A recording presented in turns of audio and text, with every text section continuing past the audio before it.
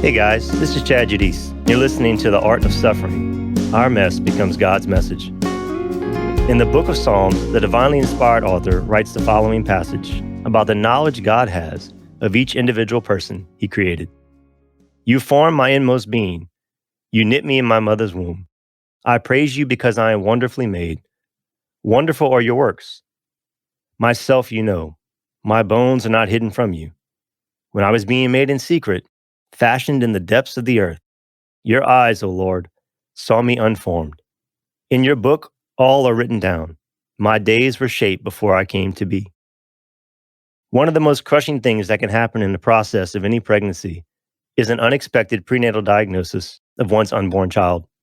All the excitement, celebration, and joy that is shared by the couple and their extended family at the announcement of a new life being brought into the world is suddenly overshadowed by fear, anxiety, awkward social encounters with those who are completely unaware of the internal state of the mother and father and extended family, all while they are wrestling with the reality of the unknown that lies ahead.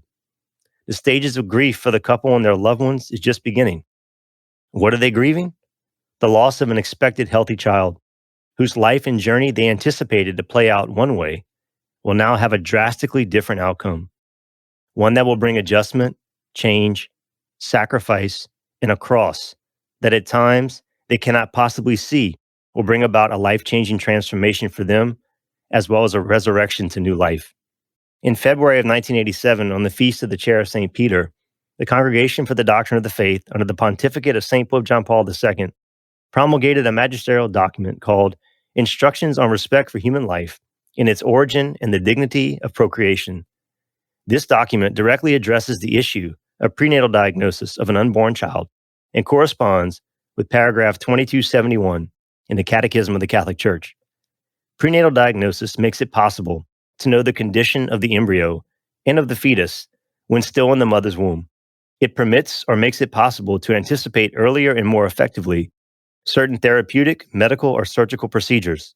Such diagnosis is permissible with the consent of the parents after they have been adequately informed if the methods employed safeguard the life and integrity of the embryo and the mother, without subjecting them to disproportionate risk. But this diagnosis is gravely opposed to the moral law when it is done with the thought of possibly inducing an abortion, depending upon the results. A diagnosis which shows the existence of a malformation or hereditary illness must not be the equivalent of a death sentence. As with all medical interventions on patients, one must uphold as licit procedures carried out on the human embryo which respect its life and integrity while not giving disproportionate risk for it but are directed toward its healing, the improvement of its condition of health, or its individual survival. A strictly therapeutic intervention whose explicit objective is the healing of various maladies is considered desirable, provided it is directed to the true promotion of the personal well-being of the individual without doing harm to his integrity or worsening his condition of life. Such an intervention would indeed fall within the logic of the Christian moral tradition. However, there are several individuals in the medical profession, sadly, who rejected this truth and denied their oath to do no harm by simply choosing to ignore the well-being of the child for the benefit of the mother. They even had the audacity to acknowledge this without any sense of shame. Quoting Cheryl Akon from an article released in 2004 in a Boston magazine entitled Confessions of an Abortion Doctor, she admits that abortion is killing, but also tries to justify it by saying the babies she kills would have difficult lives if they were allowed to be born. I quote her here. I have the utmost respect for life. I appreciate that life starts early in the womb, but also believe that I'm ending it for a good reason. Often I'm saving a woman or I'm improving the lives of other children in the family. I also believe that women have a life they have to consider. If a woman is working full time, has one child already, and is barely getting by, having another child that would financially push her to go on public assistance, yes, is going to lessen her quality of life. And it's also an issue for the child if it would not have had a good life. Life is hard enough when you're wanted and everything's prepared. So yes, I end life. But even when it's hard, it's for a good reason. Unfortunately, there are individuals in society with this subjective moral view who have made themselves the final arbiter on deciding whose life has value and whose doesn't. In this newly mended cancel culture, tolerance exists for anyone except those who hold to natural law and the divinely revealed dignity and integrity of every human life, that realize what one does is not what defines who they are. As someone who is offended by that, I'm not holding my breath that this narrative will be canceled in any way, shape, or form. So instead, I want to provide a series of stories that stand in complete opposition to this insanity. Today, I'm joined by an amazing couple whose story hits very close to home as they face some pretty similar circumstances as my wife Ashley and I did in our journey with Eli. I was put in contact with my guest and her spouse today through an online networking system called Smart Catholic. We exchanged a few emails, had a chance to connect on Zoom for a really great conversation, and that led us to where we are today. Emily K. Whiting comes to us from Northeast Ohio. She was born and raised in the Catholic Church, but it wasn't until college she grew to know Jesus on a deeply personal level and until early adulthood. Emily attended The Ohio State University and earned a bachelor's degree in agricultural communication with training in journalism and marketing. Public speaking and writing are her professional training, and in her ministry, her writings and speaking, she shares real life, real love, and real faith. She's a student of St. Pope John Paul II and his theology of the body, and infuses these truths in all of her work. Emily and her husband are beyond blessed with 3 beautiful children. Their eldest was born with many medical challenges and continues to teach her parents true faith as they have a front row seat to watch God perform miraculous healing. Emily and her husband Dan are here today to share their journey with their daughter, Charlotte. Well, hey guys, welcome to the program. Thanks for being here today. And I'm really looking forward to hearing you guys share your journey with your daughter, Charlotte. Thank you for having us, Chad. This is an incredible opportunity to share her story and connect with your audience. Yes, thank you. Oh, you're welcome. And I'm really glad your husband decided to be here so we could get both the male and female perspective. I know that's so important when you're sharing a story like this, especially on things like this, because women tend to listen to podcasts. I'm trying to get, more men involved, and it's always nice to have a male voice in there to kind of get the male and female perspective, that true Christian masculinity and femininity really being brought out in any given story, huh? Yes. And I know when you and I were talking originally, I really connected with you because I taught theology of the body when I was a high school theology teacher. It really transformed my marriage, transformed my life. You did share a little bit about how that impacted your marriage. And I'm hoping at some point I can have both you guys back when you have a little more time after your little one gets a little bit older. And maybe you guys can share as a couple how that impacted your marriage. I think that's a witness that's so greatly needed today in society. So you guys can pray about that. But I want to just extend an invitation right now to you that I want you to come back and talk about that. We can just do a whole show on that, because if I tried to fit all that into one show, it would just be too much. And I don't think it does either one of the stories justice. So today we'll focus on Charlotte and you guys' journey with her as parents. And I'd like to have you back on and we'll try to do something about that as well. So let's start with what happened with you guys. Obviously, you must have found out in an ultrasound about Charlotte in your pregnancy. That's what happened to Ashley and I. So maybe we could do is, could each of you just take a moment and explain for the audience what happened the day you found out about Charlotte and how it impacted you? I guess, Charlotte, how it impacted you personally, and then Dan, how it impacted you. Absolutely. Thank you, Chad. Well, it's as you were giving the introduction, I kept thinking, wow, I remember when we talked originally how much we connected, but you listing, kind of the experience of when your child is diagnosed in utero, the emotions and the things you go through as a parent, I thought, wow, he just took me right back there by explaining that, because I can relate to everything you said in the introduction. So thank you for that. And so we had our first daughter, our first child, back in 2017, and we were 20 weeks pregnant. We were going into the appointment for, where you normally learn boy or girl, the big gender reveal. And we were so excited. We were going to learn if we were having a boy or girl. We had a bunch of boy names, but no girl names. Not because we wanted a boy, we just had boy names, I guess. So we were kind of thinking, we were joking, it's probably going to be a girl because we don't know what we're going to name her, And so we go in very naively, very excited. And they take us back to the ultrasound room and did the ultrasound. And of course, we've never done this before, right? So we didn't know how long it should take. But we kind of got a pretty good idea that it was taking long, with the ultrasound. What's her scan? Yeah, the scan. So we were just kind of bantering back and forth. She shared with us that we were having a little girl. So we were very excited and, trying to figure out what we're going to name this kiddo. And after a while, she was kind of quiet the whole time, the lady doing the ultrasound. And she said, okay, I'm going to go get the doctor. I'll be back. Well, I didn't know that a doctor isn't supposed to really come during that ultrasound anyway. So to me, I'm, still naively thinking, oh, great, we get to tell our doctor we're having a girl. We were waiting and waiting and waiting. And I don't know how long it took, but after a while, we started hearing whispers in the hall. And that's when I started getting anxious. I'm not sure when you caught on that there was an issue, probably long before me. And I started thinking, well, gosh, what's happening? Well, then the doctor came in and started rubbing my back and being very consoling. And I, am thinking in my head, okay, something's going on. So then I try to lighten the mood and I say, did you see we're having a little girl and she has 10 fingers and 10 toes? And she goes, yeah, Emily, you have a beautiful little girl, but your little girl has anomalies from head to toe. We can already see in the ultrasound that part of her brain's missing. She has a heart, but it's pumping wrong. Something's going wrong with where the blood's going. We can see that her lip did not grow all the way together, so that's called a cleft lip. At the time, they couldn't tell, but turned out that she also had cleft palate. They could see that her kidneys were enlarged and something was wrong there.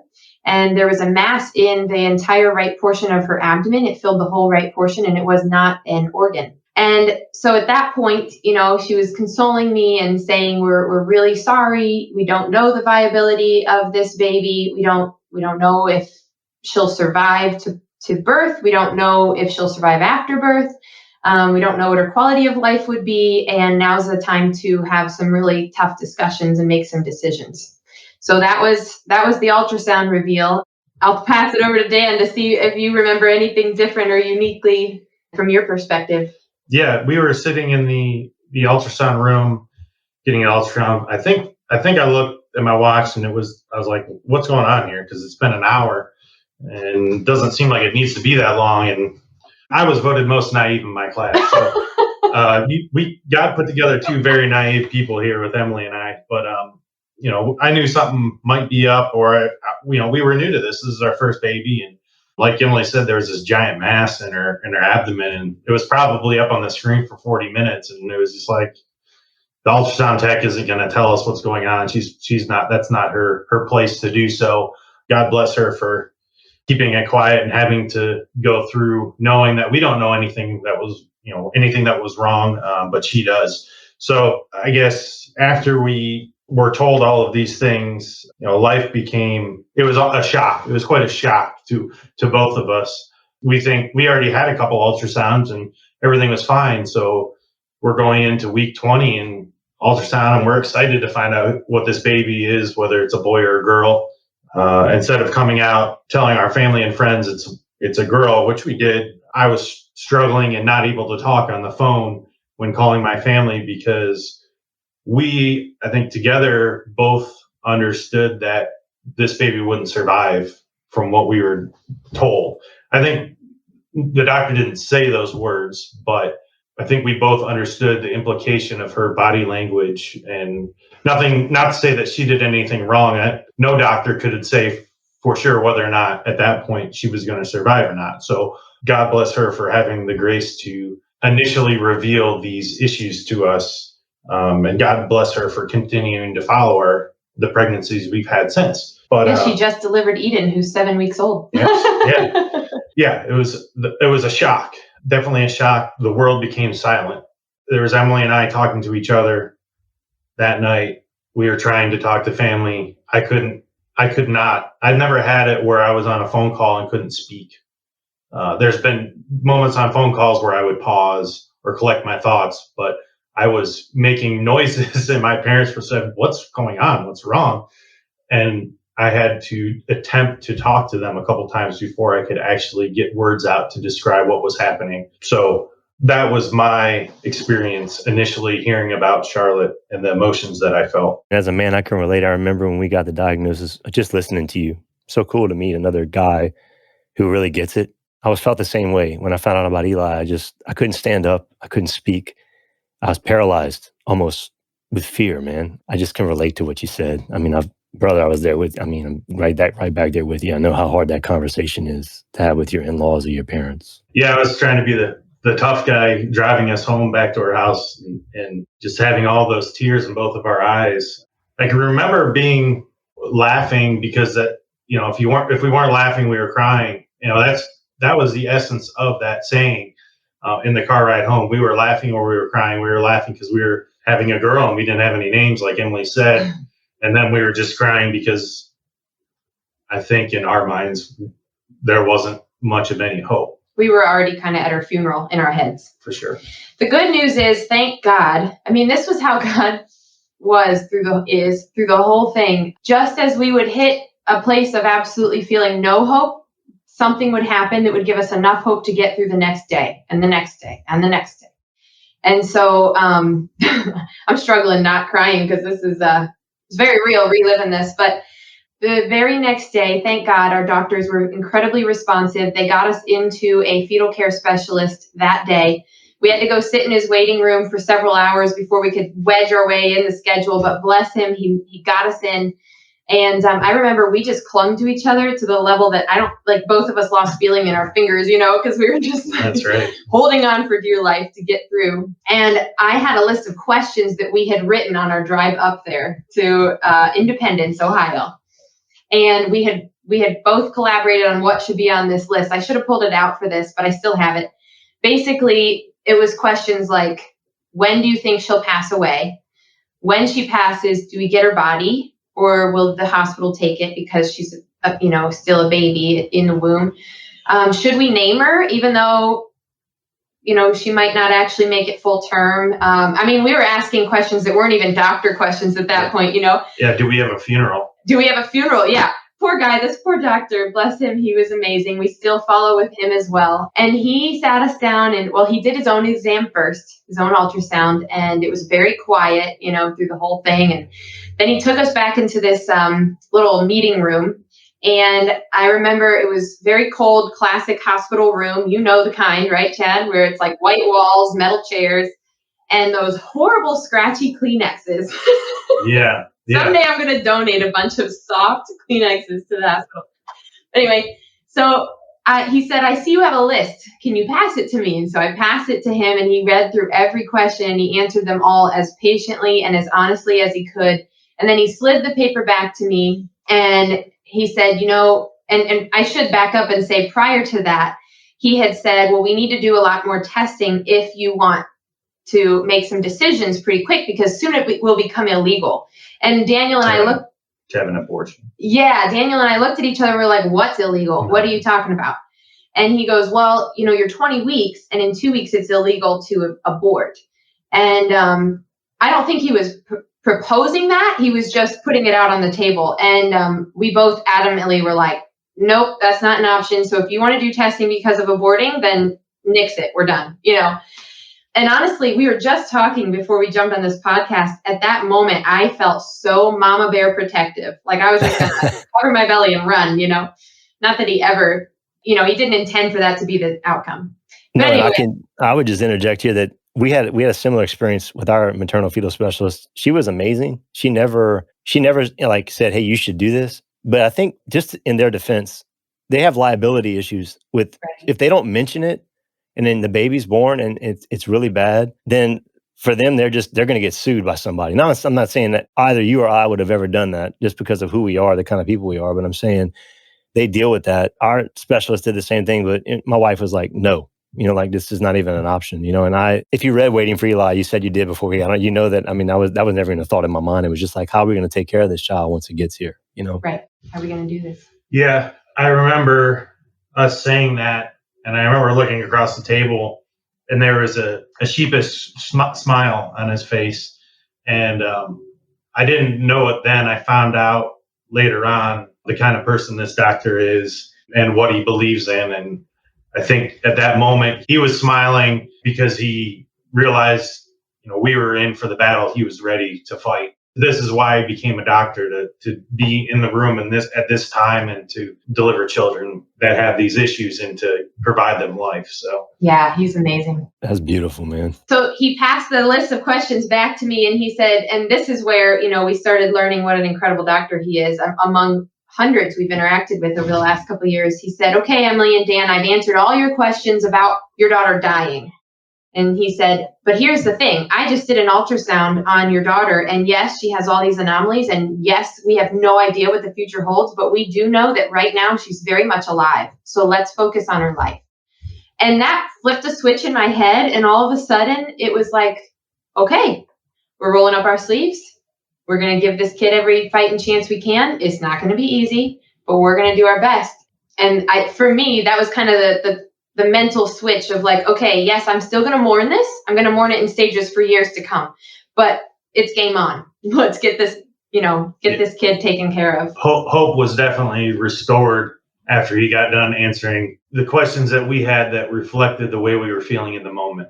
Yeah. He definitely created a plan in the back of his mind and was communicating the hope that he had. Like Emily said, the hard work he was willing to put in, and his team was really willing to put in to get her to the point where she had every chance for success upon birth, and then his colleagues would take it from there. So, yeah, it was definitely the seeds of hope that we were given in that little institutionalized room, and then leaving there and making the phone calls after we left there. It was 180 degrees from the phone call the day before. We just got told we have hope here. Yes. We're going to monitor these things, and we're going to get into the right people's offices, and we're going to get the right scans, and we've got the beginnings of a game plan for life, or to continue life.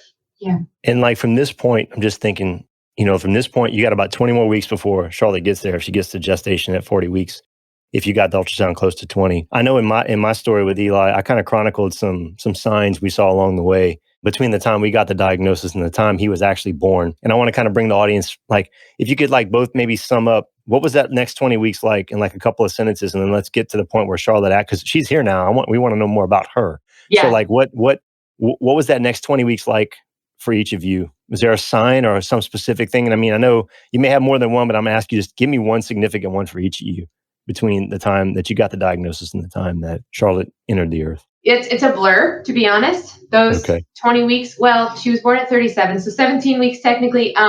It was a lot of just, I think Daniel wrote this when we were kind of prepping for this, of just the rest of the world went silent. All the noise that used to bother us or that we used to care about was like, none of that matters. I'm just going to focus on God, my husband, and my kid.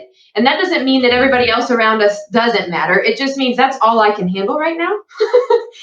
And I just remember, just being so laser focused on that. And now looking back, I can see just the beginning of the formation of literally an army of supporters around us. At the time I didn't notice it, but my coworkers started doing a prayer group just for our baby. And every Friday we would gather and hold hands in the conference room and we'd pray. And this was in a wonderful company, but not a Christian. It's not a Catholic or Christian company, and they just instigated that. And we would get cards in the mail, and we didn't even publicize anything about Charlotte's story yet. We just had kind of, as people were asking or saying, oh, congratulations, we would kind of just share the news as we would go. And slowly it was the formation of an army that was going to be backing us for the many years to come. So, yeah, I guess the signs that I saw, I'm a pretty literal person. The proof is in the pudding. I like to say a lot at work.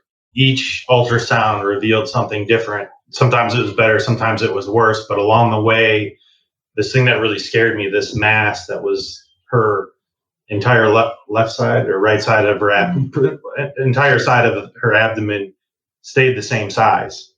So as she grew bigger, this thing stayed the same size.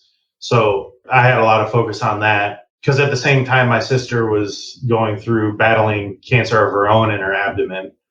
So it was kind of at the forefront of what I was thinking about. I was very cued into being attentive to abdominal issues at the time, because of it could be hereditary, it could be completely random with my sister, and now I have this little baby in utero that has this giant mass in her abdomen, and it stayed the same size. So I was really focusing on that. But those 17 weeks were just long.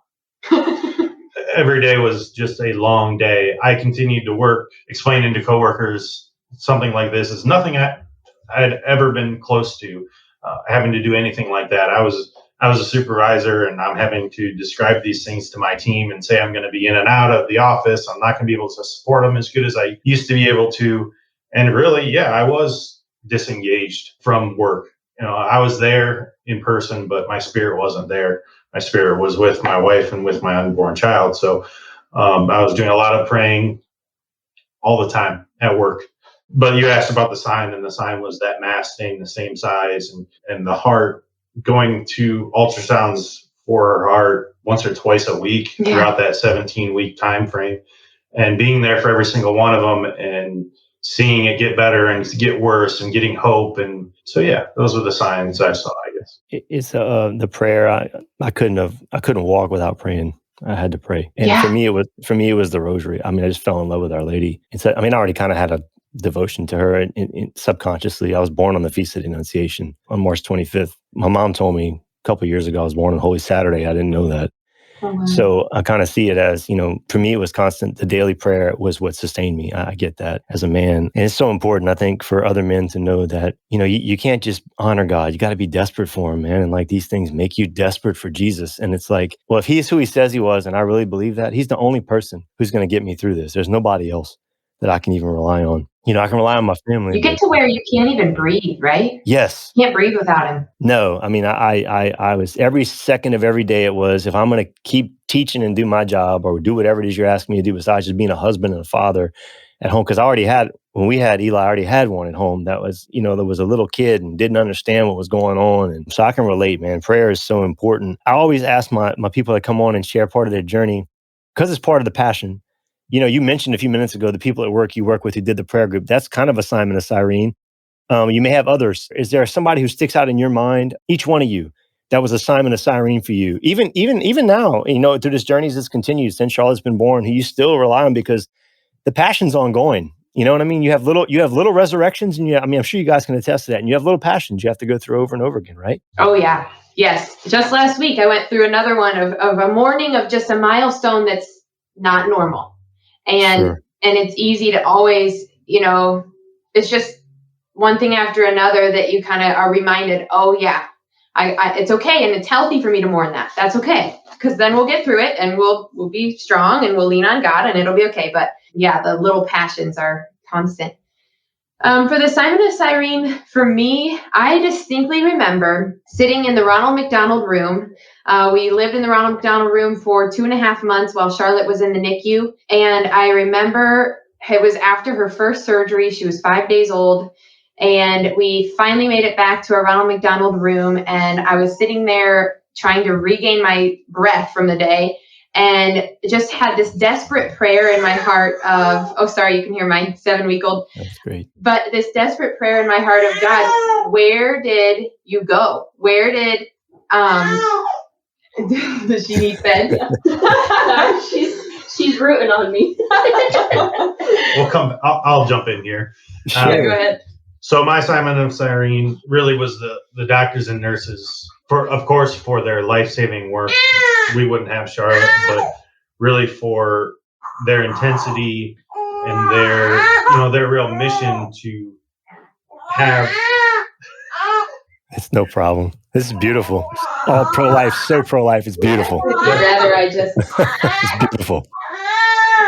Their commitment to doing all they could to make sure that she survives, that they could do everything that they could do in their power to have her survive and to be willing to listen to us and to answer our questions.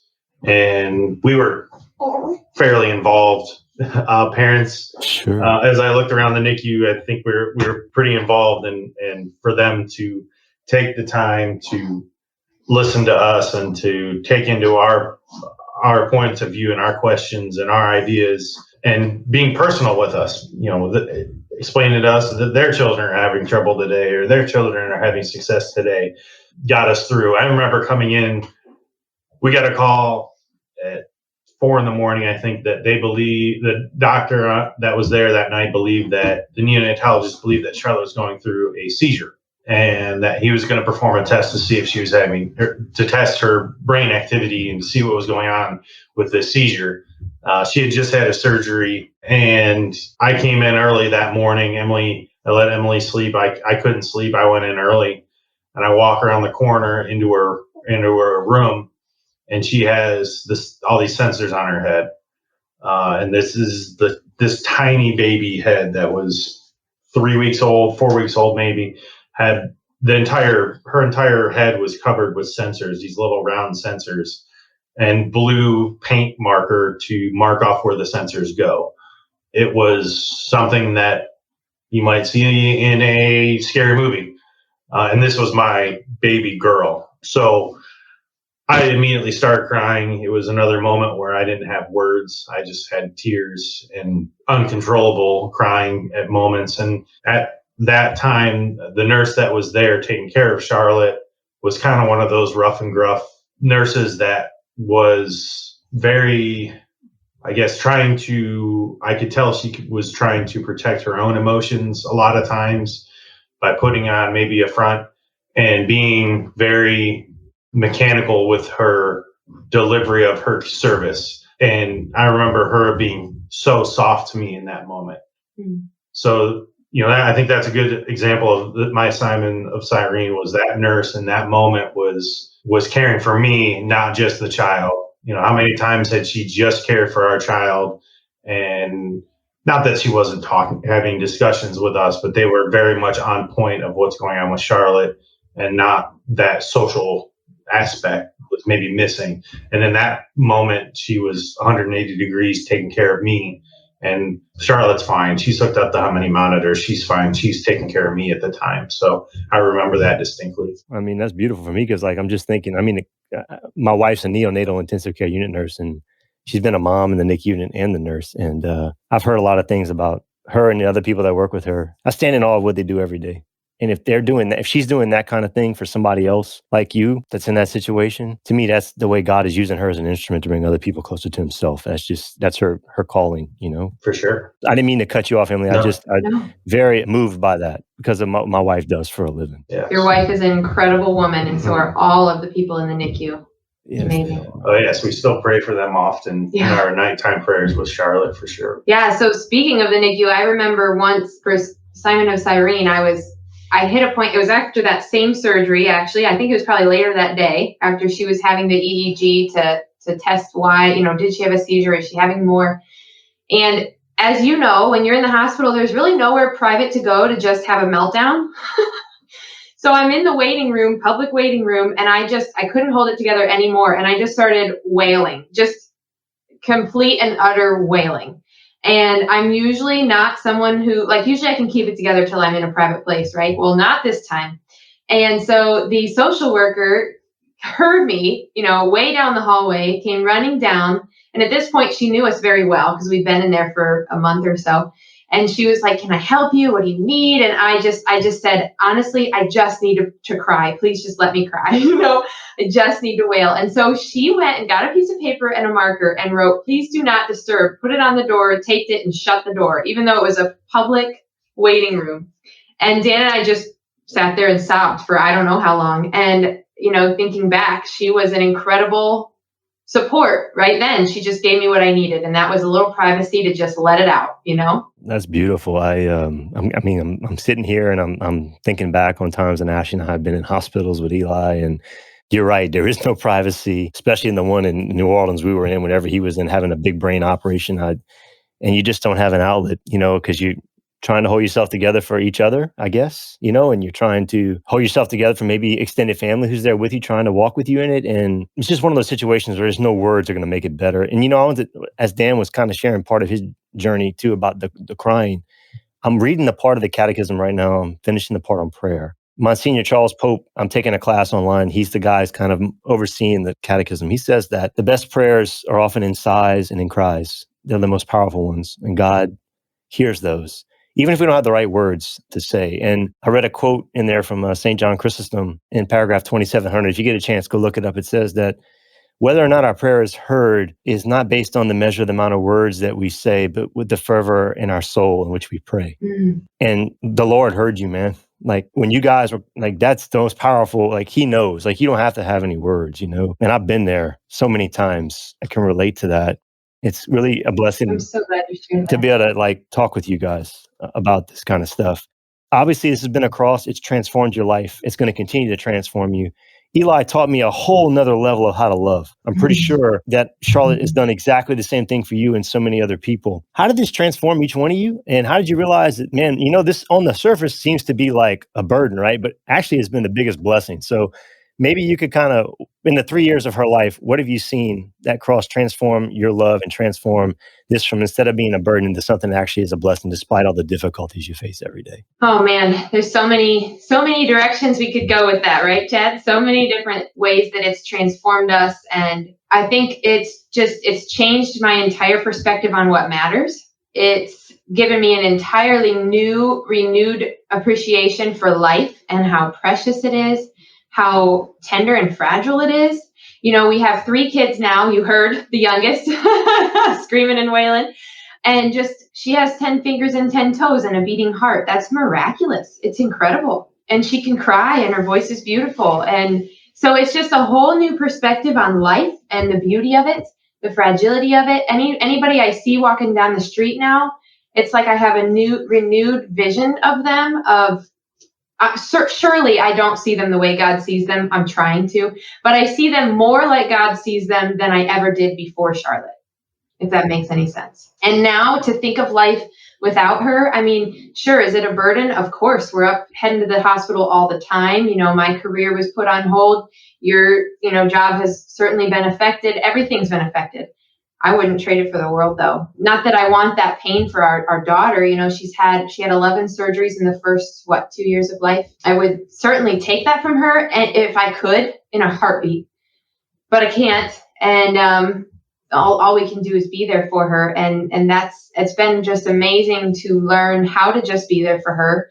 And it's also brought us into contact with so many people who are walking, down the path of having children with medical needs. And we've been able to grow from them, maybe hopefully share a little bit that they can benefit.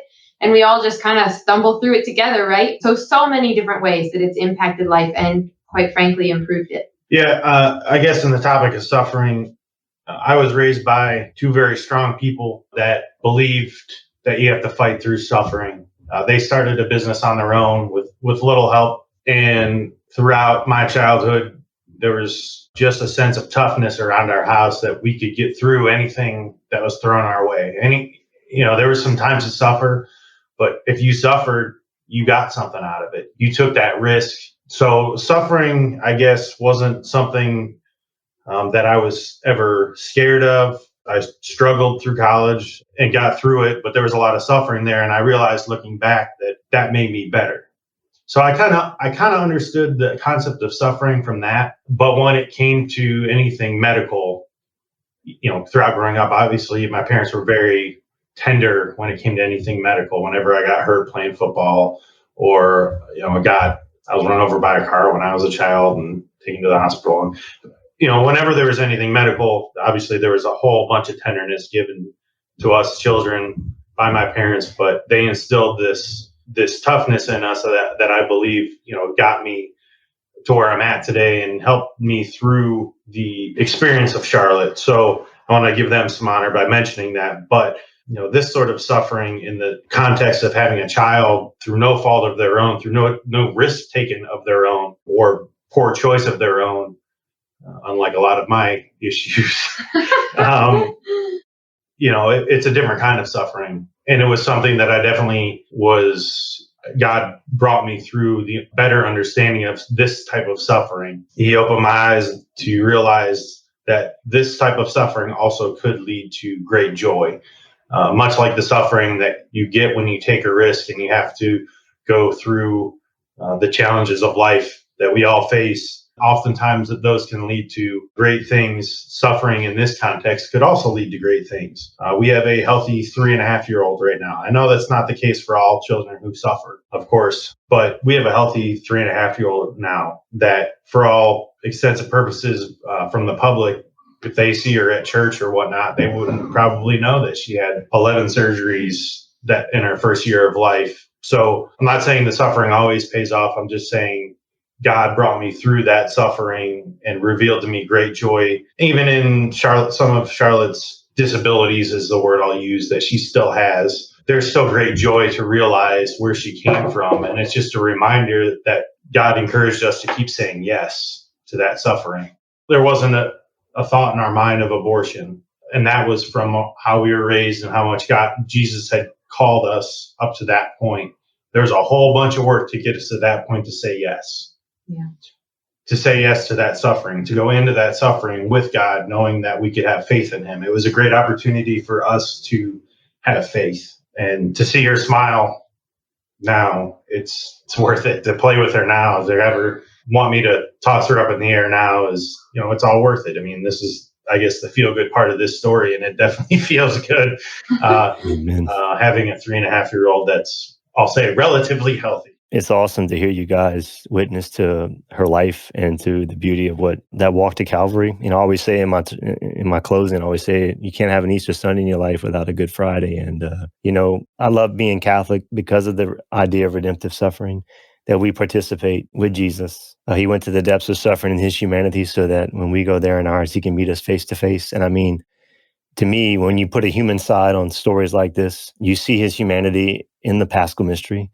But then you also see his divinity, because when we participate in his body, blood, soul, and divinity through the Eucharist, he empowers us to give us everything we need, right? Yes. To live through that, and to become the people that he created us to be. I know I always say with Eli that I would not be who I am today without him, and I'm pretty sure you guys would probably say the same thing about Charlotte. Of course, that's a fruit in your life. That's a fruit. What are some other extraordinary fruits in your lives individually now, as she's 3.5 and she has relatively good health? You just had obviously you have some real fruit sitting right there in your lap. You have another child you brought into the world, which I think is awesome, because sometimes when people face difficult pregnancies, they're hesitant to go on and have another child again because of that experience. For me, that was kind of hard. After I'm being transparent, I was a little concerned, I wasn't concerned about being a parent. Obviously I knew I could do that, but I was worried about my wife. I was worried about, our family. I was like, what if we have another child like this? And I'm sure that goes through anybody's mind who's had a tough pregnancy. So you have a beautiful, healthy baby that you have in your lap right now. Yeah. Maybe talk a little bit about this past pregnancy. How was that after going through a pregnancy like the first one? And that is definitely a fruit of all this, the fact that you guys still were open to life and that you brought another life into the world. Honestly, I'm not exactly sure how, but so bear with me. Sure. We had Charlotte and we were in the delivery room, and literally she's like 2 minutes old. And I remember distinctly being like, Daniel, let's have another one. And he goes, Emily, let's try this one off. And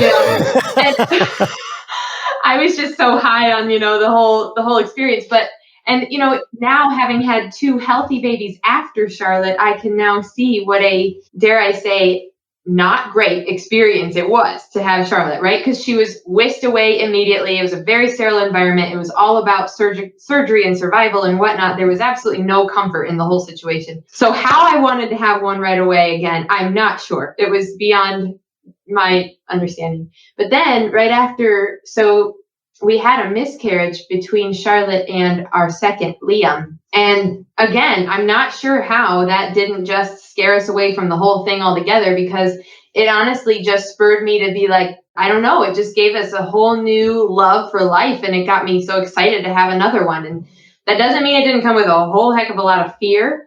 And every 20-week ultrasound we've had, we go into white-knuckled, and we're petrified of what we're going to learn. And this little one that I'm holding now has had her own challenges, but not nearly to the level. Just, lots of appointments. She'll be fine. I don't know. I guess it just was like the more we went through, the more it was kind of that mentality of, well, you know what? God got us this far. I guess he'll just keep carrying us. Trying not to be too, obnoxious about it, but I think throughout Charlotte, I gained this, we talk a lot about when you're suffering most, you feel God the most. Yeah. So it was almost like, we're ready to do, we can take on anything. We can do this again. And maybe there's a little part of me that's like, if there is another child with medical needs or medical issues or in unknowns, it's just more opportunity to grow in my faith and more in my reliance on God. And then those moments of those ultimate reliance on God, sitting in the Ronald McDonald house at 3 a.m, just sitting on the couch, just looking out the window, just knowing that God is feeling God surrounding me in those moments. It's just so good. It just feels so good. And it's like, oh, maybe I'll have another opportunity for that moment. It's like, why can't I have that moment, at any given point? Right. And for some reason, when I suffer most, I get so close to God. So there was maybe a little bit of that. But, I think going through what we went through with Charlotte, it really, Emily touched on it, I believe, but I really grew or came to understand the value of life and the joy of life, the joy of a child, the joy of a family, whether they're healthy or not.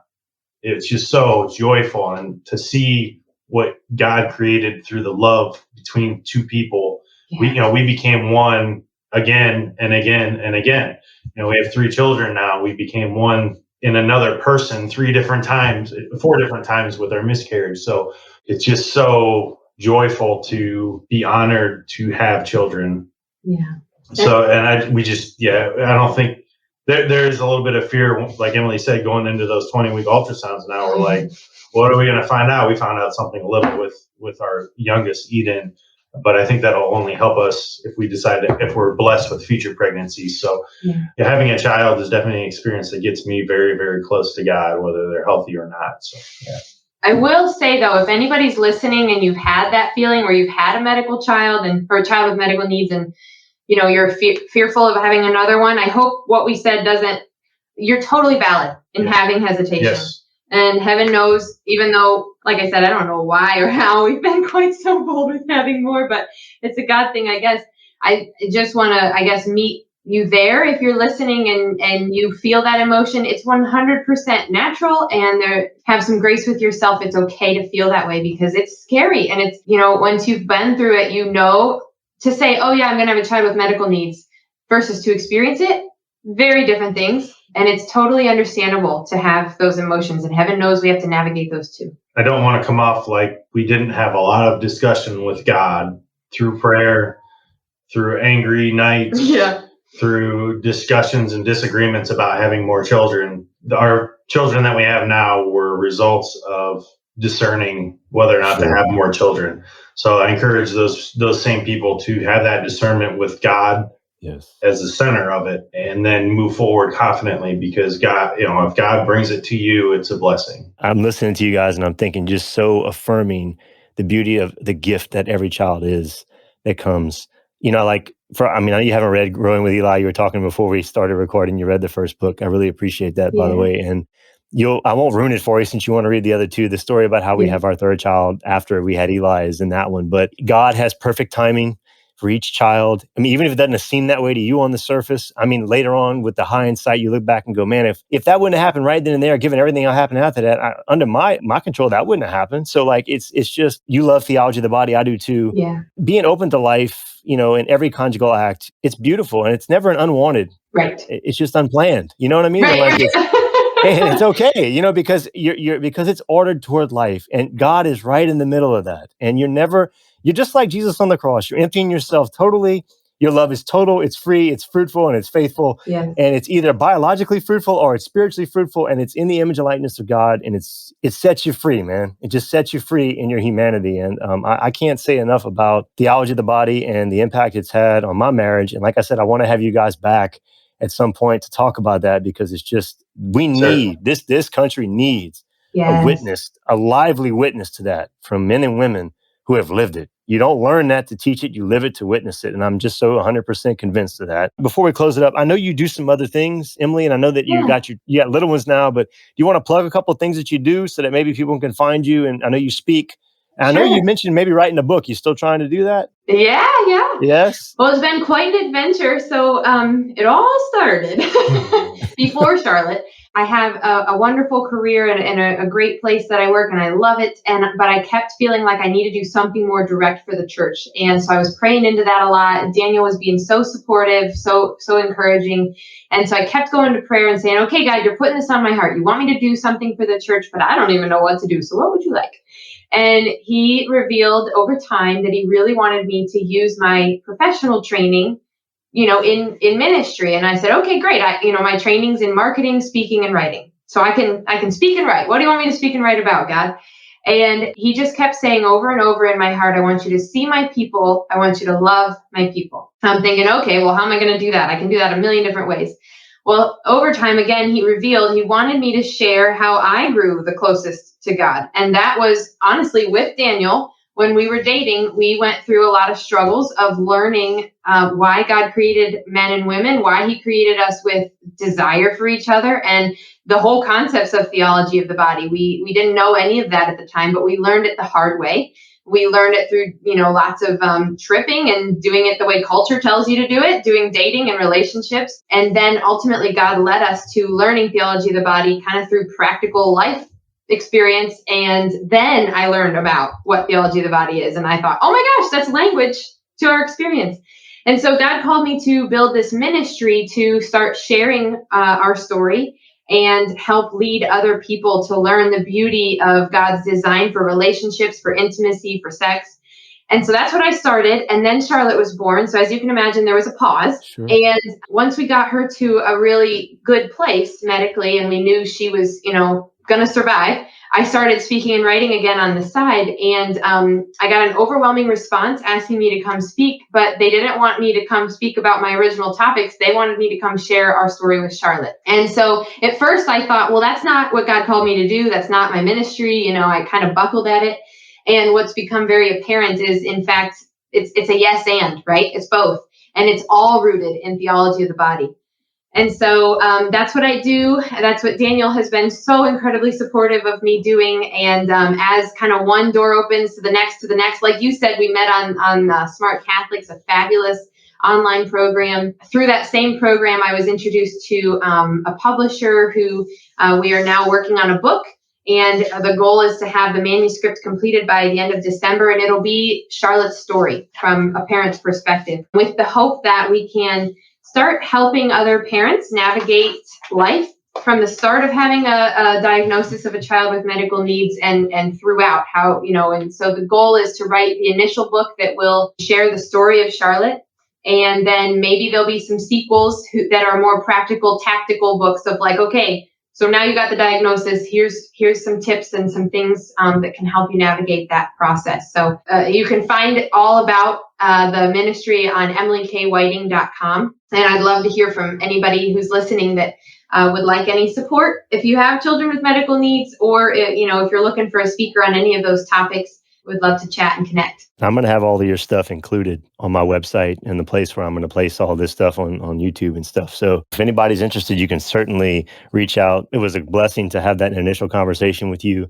It's been a blessing today to have both of you here. Dan, it's nice to meet you formally in person. Yes, you too. You as well, Chad. And I look forward to growing in a deeper friendship with you guys. I definitely want to have you back on for the other talk about your journey and your marriage, about theology of the body. And when the book's done, let me know. I want a copy. I want to read it. And then I'll try to get you some more plugged airtime for that. It's been really great having both of you on the show today. Thank you for your humility and your vulnerability and sharing the suffering that you've been through. How you've allowed Christ to work in it for your own benefit, but most assuredly the benefit of others. If you want to contact Emily directly, I'll be posting all of her information in the show notes on my site, but you can get to her directly on her website, as she said a few minutes ago, at emilykWhiting.com, or on her Facebook and Instagram accounts. I want to close this talk with a little reflection I came across that applies to all special needs children. I believe they are God's light among the darkness of our fallen world. It's called Heaven's Special Child. A meeting was held quiet far from earth. It's time again for another birth, said the angels to the Lord above. This special child will need much love. Their progress might seem quite slow, and their accomplishments might not show, while they will require much extra care from certain folks down here. They may not run or laugh and play, and at times their thoughts might seem very far away. And in many ways, they may never adapt, but rather be seen as handicapped. So let's be careful about where they are sent, because we desire for their life to be content. Please find the parents who will do such a special job out of a sacrificial love for you. These children will not realize right away the leading role they are asked to play, but with this child from up above, will bring a stronger reality of faith, hope, and love. And soon their parents will know this special privilege that has been given to their precious charge. So meek and mild is this heaven's very special child. Please share this podcast, give it a rating, leave a comment. And if you'd like to invite me to speak at an event, pick up a copy of my books, shoot me a message on social media, go to my website at chadjudice.com. All proceeds from my writing and speaking go to fund Eli's lifelong medical expenses. Remember, we must boast most gladly in our weaknesses, so that the strength of Christ might be with us. For when we're weak, that's when we're strong. Because it takes a Good Friday to leave behind who the world says we should be in order to rise with Jesus Christ on Easter Sunday to become the person he created us to be, a saint. Until next time, God love you. In a world that says give up, I did not yield. I gave my all for your battlefield.